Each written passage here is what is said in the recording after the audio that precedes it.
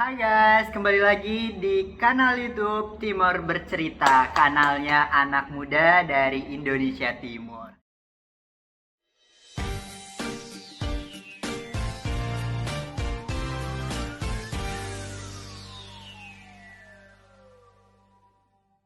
Nah, rekan-rekan sekalian, hari ini aku sudah kedatangan salah satu pendiri dari Timur Bercerita. Jadi ini konsepnya pendirinya diwawancarai oleh narasumbernya gitu. Jadi luar biasa loh. ya aku terbiasa double job di kerjaanku dan terbiasa pulang malam. Jadi maklum ya, semua posisi aku ambil, aku bisa Lu kerja. lagi impersonate gue ya? Enggak. By the way, terima kasih ya Tito udah membuka opening kita pada video kali ini. Guys, ini apa ya namanya? Narasumber kita masih sama sih seperti video kita yang sebelumnya. Kita masih bersama Tito Kardavi. Kadafi. Kadavi ya? Iya. Sorry. Alright. Maafin gak? Not sure. Oke guys, jadi kalau misalkan kalian lihat nih dari video sebelumnya, kita tuh udah bahas banyak soal Tito, backgroundnya Tito. Ada juga kita sedikit ulas soal Basra ID ya. Basra ID yang mana adalah komunitas yang dibentuk oleh Tito dan juga teman-teman rekan-rekannya dia yang punya passion yang sama. Dan juga mungkin kalau teman-teman sekalian sedikit kepo nih atau kayak tertarik dengan dunia bahasa dan sastra, tentang dunia apa ya, literasi gitu ya, bisa juga kepoin, nanti kita masukin mention di sini. Oke Tit, mungkin di video kali ini gue pengen lebih membahas soal kehidupan personal lu sih. Jadi kalau Basra ID sih, karena lu keren banget sih Tit, lu sadar gak sih kayak di usia lu yang masih muda, selain sekarang magang di tempat kita, magang di tempat kita dan udah graduation ya, terus juga punya segudang pengalaman, baik itu pengalaman organisasi, pengalaman karir, lu juga bertemu banyak orang, networking lu juga menurut gue udah pastinya lah, kan lu bergabung dengan begitu banyak komunitas, pastinya banyak juga yang bisa lu sharing sih di sini, ya enggak? Oke. Bentar, gue kan mau nanya. All questions. Oke. Here. Oke. Apa itu? Ya, jawab pertanyaan-pertanyaan dari kamu aja. Oh, oke. Jadi, ya guys, oh my god. Jadi bener-bener deh, gue penasaran gini. Dari ketertarikan lu dengan apa ya namanya, sastra, bahasa dan literasi segala macam, kemudian lu develop sebuah organisasi, lu juga banyak ikut kegiatan. Sebenarnya dan juga sebenarnya lu kalau misalkan kita ngomongin soal apa ya, biasanya orang-orang sekarang tuh nyebutnya apa sih, anak muda, privilege, Yes, yeah. privilege. Lu sadar gak sih, maksudnya mungkin ya aku juga kayak minim dengan privilege, kayak background kita tuh tidak mendukung itu gitu loh, tapi lu di sini dengan apa ya, udah step up dengan segudang prestasi ya, gue boleh bilang. Nah menurut lu dengan aku juga dari dulu daerah loh, maksudnya dari daerah, dan bisa akhirnya kayak survive di sini, itu kan sebenarnya apa ya, ada banyak kesempatan yang datang ke kita gitu ya. Menurut lu dengan yang masih muda kayak gini, kesempatan kayak gitu itu dicari atau apa ya, kayak kita cuma ngandelin itu nasib gitu?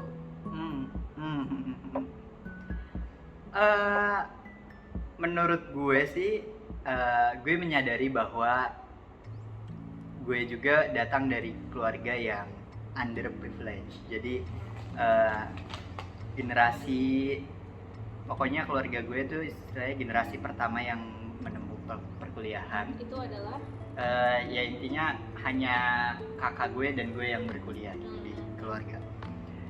Dan join atau mengikuti di berbagai kompetisi, komunitas dan sebagainya itu sudah gue lakukan sejak SMA. Hmm. Dan Dan itu ketertarikan lu sendiri atau kesempatan itu datang dengan sendirinya gitu?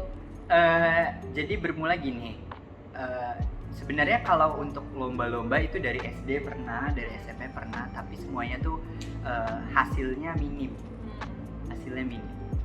Kemudian di SMA dapat kesempatan kembali di sebuah perlombaan. Saat itu diajak kakak kelas untuk ikut lomba esai yang selebarannya disebarkan ke banyak sekali siswa gitu. Tapi yang mendaftar di perlombaan itu hanya ada 2 kakak kelasku dan juga gue ya. Perlombaannya diselenggarakan Oleh perpustakaan kota, tapi itu iya umum. Siapapun bisa daftar, yang penting mereka SMA. Oh, SMA. Iya. Nah, setelah itu dari kesempatan itu akhirnya teman-temanku yang kelas 10 itu, kelas 1 SMA, mereka belum berani nyoba karena merasa bahwa ini kesempatan yang hanya boleh, atau mungkin pola pikir mereka pikir bahwa pengalaman ini hanya untuk rekan-rekan yang berpengalaman. Akhirnya gue coba, dan dari sekolah gue lolos 3, 2 kakak kelas, satunya gue. Gue nggak pernah berharap ketika mengikuti kompetisi menjadi pemenang utama gitu, karena bagi gue di masa-masa awal itu ikut kompetisi adalah mencari pengalaman, relasi, dan juga menguatkan apa yang kemudian dibutuhkan sama kompetisi gitu. Nah, lomba, kirim esai, lolos, presentasi, sampai akhirnya pengumuman, dan gue juara 2. Jadi itu pengalaman pertama lu juga ya ikut kompetisi Di SMA. Kakak kelas gue nggak juara. Oke, itu kayak sesuatu lagi ya. Iya. Dan akhirnya kemudian guru-guru melihat potensi itu sebagai potensi sekolah juga gitu ya. Akhirnya gue juga diberikan berbagai kesempatan untuk ikut perlombaan lainnya gitu. Kuncinya menurut gue pribadi, ikut lomba, hajar aja dulu. Ikut kompetisi, cari pengalaman, ikut komunitas, hajar aja dulu gitu.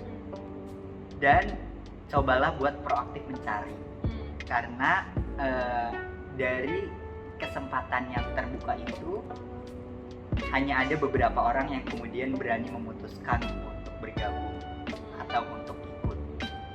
Jadi mungkin soal term atau istilah privilege dan underprivilege itu bisa hilang ketika kita punya keberanian untuk mengambil kesempatan, ketimbang memikirkan istilah-istilah itu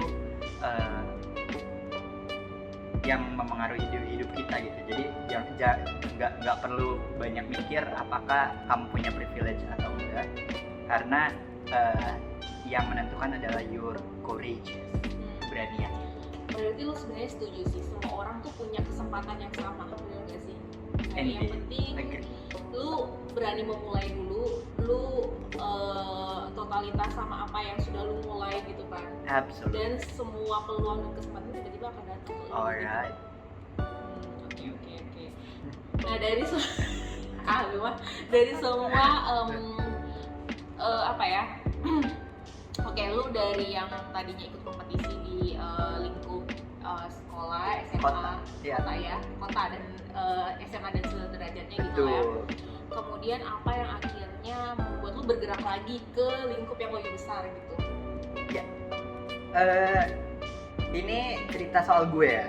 Jadi gue juga membagikan pengalaman ini tidak berarti bahwa teman-teman yang menonton juga harus mengikuti gitu.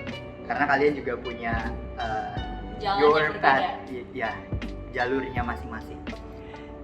Ketika diumumkan sebagai juara, gue merasa bahwa motivasi gue terdorong untuk ikut lomba-lomba berikutnya. Entah ini terjadi secara alamiah atau apa, tapi gue pribadi merasa bahwa ketika sudah berhasil melakukan sesuatu, kedepannya kita akan punya semacam ambisi untuk turut Lebih baik berhasil lagi. juga, berhasil juga. Waduh, berhasil. Turut ya lebih baik. Pokoknya kompetensi yang kita miliki sekarang tuh selalu merasa bahwa kompetensinya belum cukup, sehingga perlu selalu adanya peningkatan ke depannya gitu. Dan dari situ gue berpikir bahwa gue masih punya banyak banget kesempatan di kelas 11, kelas 12, bahkan kuliah, dan semuanya tuh akan lebih baik kalau gue juga bisa mencoba hal-hal yang belum pernah gue coba sebelumnya gitu. Jadi kalau pertama itu lomba di level kota, karena belum nyoba di level provinsi, cobalah. Kalau belum nyoba di level nasional, cobalah. Kalau di internasional belum, coba juga. Apapun hasilnya nggak apa-apa. Yang penting kan kita punya jalur untuk sama-sama ningkatin kompetensi diri. Gitu. Oke. Jadi sampai ke lingkup internasional lu udah cobain semua, Tim? Untuk internasional beberapa kali, tapi lebih sering ke nasional. Kalau internasional, oke, gue nanyain dulu dari semua pengalaman lu ya, organisasi dulu deh, kita fokus ke organisasi. Apa yang menurutmu paling impactful gitu buat perjalanan karir kamu, buat perubahan mindset, buat growth kamu gitu loh? Ya. Di 2019 gue gabung di sebuah pertukaran pelajar nasional. Oke. Posisi saat itu gue menjadi mahasiswa. Oh, ini nasional ya? Ya. Oke. Dan pertukaran pelajar ini melibatkan 3 elemen, yakni kakak, adik, dan juga family. Nah, kakak itu adalah seorang mahasiswa, adik ini adalah anak-anak SMP dari berbagai daerah di Indonesia, sedangkan family ini adalah warga yang ada di Jabodetabek. Keluarga yang ada di Jabodetabek, keluarga siapapun. Misalkan lo orang tua lo tinggal di Jabodetabek sekeluarga, terus lo mau daftar menjadi family di program ini, bisa. Nah, dipilihlah masing-masing elemen ini 20. Jadi setiap grup ini akan dipasangkan 1 orang kakak, 1 orang adik, dan 1 family. Oh, tergantung lu pada saat daftar lu di kakak, adik, atau family gitu ya? Iya, karena usia gue waktu itu mahasiswa, jadi peserta pertukaran pelajar yang able buat gue ikuti ya jadi kakak gitu. Gue nggak bisa jadi family atau nggak bisa jadi adik. Ya. Semuanya dipasangkan dengan beragam suku, agama, dan perbedaan. Saat itu adik gue beragama Katolik. Oh, ini ngomongin adik di dalam komunitas itu ya, dalam apa namanya, pertukaran pelajar itu ya? Iya, pairingnya. Karena lu kakak, berarti lu dapat 1 adik dan 1 family. Ya, adik ini pokoknya Katolik dari Nusa Tenggara Timur. Nah, ini teman-teman Timur bercerita juga. Hi guys, you all from Nusa Tenggara Timur. Nah, sedangkan family gue itu dari Depok, privilege family dengan middle up economy background. Itu kayak sesuatu 2 hal yang kontras ya. Yeah, with myself and my family, keluarga asli. Nah, kami dipasangkan untuk tinggal bareng di rumah family selama 20 hari. Oh, lama ya? Iya. Waktu itu gue izin kuliah, dan kuliah juga bolak-balik aja karena acaranya kan di Jakarta. Nah, selama 20 hari itu gue berinteraksi dengan beragam perbedaan. Bagaimana si adik menjalankan ibadahnya, bagaimana keluarga itu punya kurikulum yang berbeda dengan keluarga gue di rumah, bagaimana kemudian aktivitas yang dijalankan di pertukaran pelajar itu, karena adik kan beragam dari berbagai daerah nasional ya. Nah, saat itu selama 20 hari itu yang tumbuh di mindset gue adalah berusaha untuk hadir dalam sebuah interaksi keberagaman. Gue percaya banget kalau dengan hadir di interaksi keberagaman, karena kondisi negara kita juga negara yang beragam, kita ke kanan nemu yang kulitnya beda, ke kiri nemu yang agamanya beda, jalan 2 langkah juga nemu orang-orang yang beda gitu kan. Hadir di perbedaan itu yang bikin kita kemudian tumbuh dan sadar bahwa kita nggak bisa hidup sendirian. Kita nggak bisa hidup mengandalkan apa yang kita inginkan. Kadangkala pembelajaran yang kita inginkan justru datangnya dari orang lain. Jadi buat pada saat itu umur 19 tahun. 19. Ya. Dan gue berpikir bahwa itu jadi titik dimana kemudian mindset gue tumbuh untuk berdamai dengan diri sendiri, mindfulness, dan juga berusaha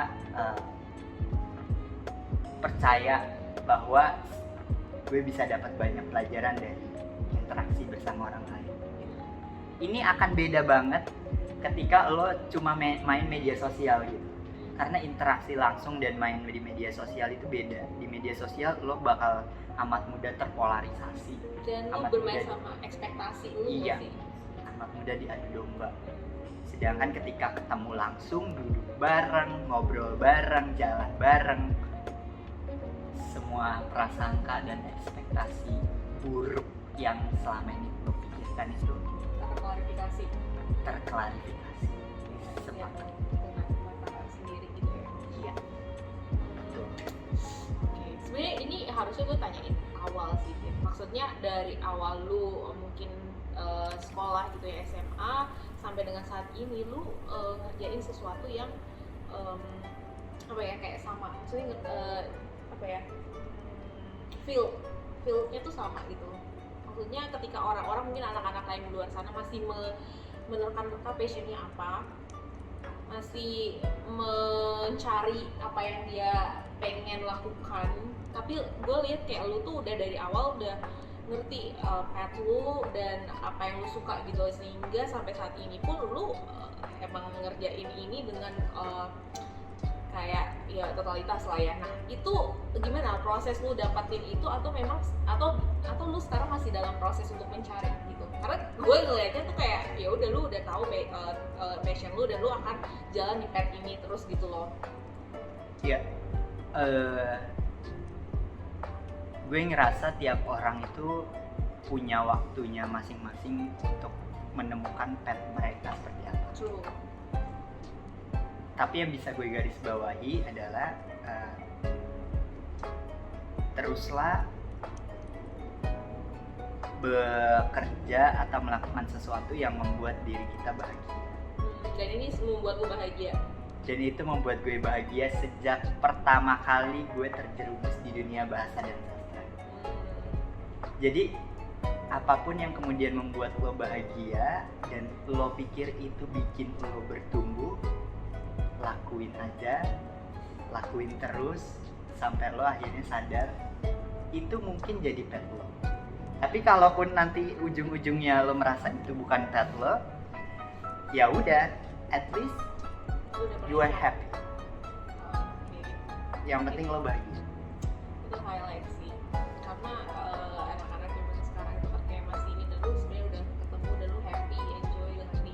Kelihatan juga sih dengan apa yang lu gerakin dari awal, komunitas yang lu bangun dari awal itu benar-benar setotalitas itu. I hope so. Yeah. Nah, apa ya? Gue ini kalau misalkan kita ngomong sih saya bakal panjang banget dan lama banget gitu. Cuman dari yang udah kita obrolan pengalaman lu, terus perjalanan karir kamu, apa sih yang pengen lu bagiin ke teman-teman, khususnya mungkin yang berasal dari daerah yang mungkin mereka berpikir kalau sebenarnya kesempatan-kesempatan itu cuma ada buat orang-orang anak muda di kota besar gitu loh. Ya. berani. Gue cuma berupaya mengantarkan pesan yang mungkin juga ini klise, orang-orang di luar sana sudah sering banget menyampaikan, tapi menurut gue pribadi ini words di gue gitu. Jadi rekan-rekan coba untuk berani, karena kesempatan yang kamu lihat hanya untuk kota-kota besar itu bisa jadi bias, karena saat itu kamu belum berinteraksi dengan banyak perbedaan, belum berinteraksi dengan dunia di luar lingkunganmu pribadi.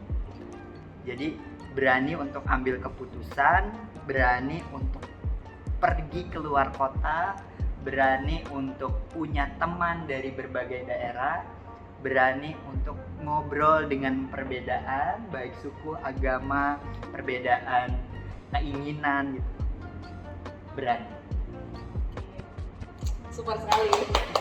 Kayak kita kayak perlu bikin satu ini nggak sih? Gue jadi Mata Cantika. Ya. Sangat ketawanya. Oh my god. Oke, pertanyaan terakhir, Dit. Apa sih yang Tito cita-citakan, goals Tito 5 tahun ke depan dan harapannya gitu? Mungkin juga bisa sampaikan harapan buat teman-teman yang nonton gitu, teman-teman yang ada di luar sana, karena kan lu juga orang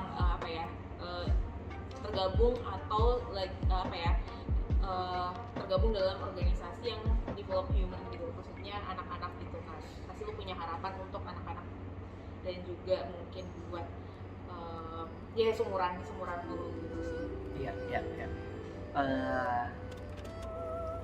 Gue punya aspirasi masa depan untuk bangun Indonesia jadi negara yang melek literasi. Asik, ini ya calon menteri pendidikan ya makanya ya. Amin. Amin.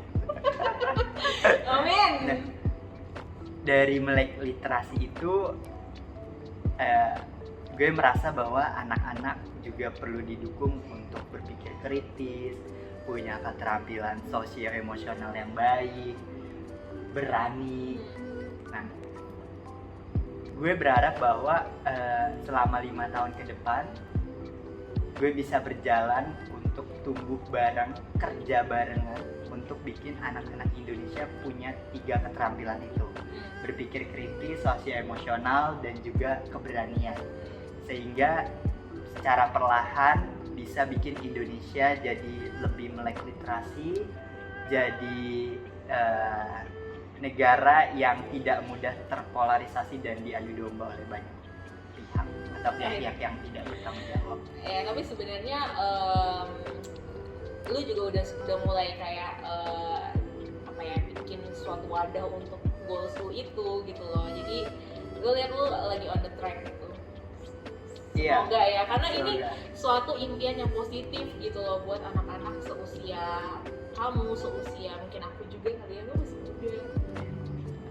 20? Like 17? Alright. Absolutely. 7. Oke, Tit. Kita cukupkan saja sharing-sharing pada episode kali ini. Tito, thank you so much. Iya. By the way, ini guys, ini kita lagi kalau kalian bertanya-tanya ini latarnya di mana, ini lagi di kantor kita. Jadi agak berbeda ya, kalau kemarin mungkin sedikit berisik. Semoga ini suara kita cukup lantang terdengar ya. Yeay. Lu ada yang mau disampaikan lagi nggak?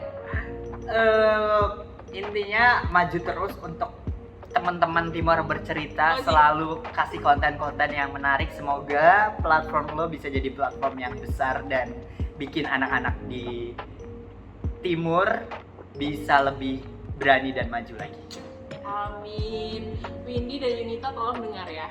Nanti habis ini tolong cari speaker narasumber lagi nih yang keren-keren. Iya, nggak usah capek untuk bikin perubahan yang lo ingin. Asik, suka deh.